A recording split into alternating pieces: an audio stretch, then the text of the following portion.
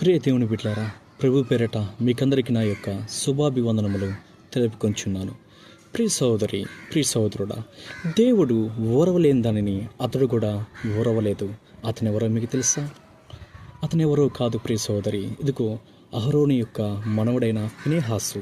ఇదిగో దేవుడు దేనినైతే ఓరవలేకపోయాడో అతను కూడా దానిని ఓరవలేక తన యొక్క ఈటను పట్టుకొని ఇదిగో పాపం చేయుచు వచ్చిన ఆ ఇద్దరిని చంపివేశాడు. అయితే ప్రియ సహోదరుడా, ప్రియ సహోదరి, అయితే ఈనాడు దేవుడు నిన్ను ఒక మాట అడగదలుచుకున్నాడు. అదేంటంటే, ఇదిగో నీ హృదయంలో ఉన్న పాపాన్ని దేవుడు చూస్తూ ఓరవలేకున్నాడు. అయితే దేవుని మనసు కలిగి నువ్వు కూడా ఆ పాపాన్ని ఓరవలేకుండా ఉండగలవా ప్రియ సహోదరుడా, ప్రియ సహోదరి? ఇదిగో వాక్యమనే ఖడ్గముతో ఆ ఒక్క పాపాన్ని చంపగలవా ప్రియ సహోదరుడా, ప్రియ సహోదరి?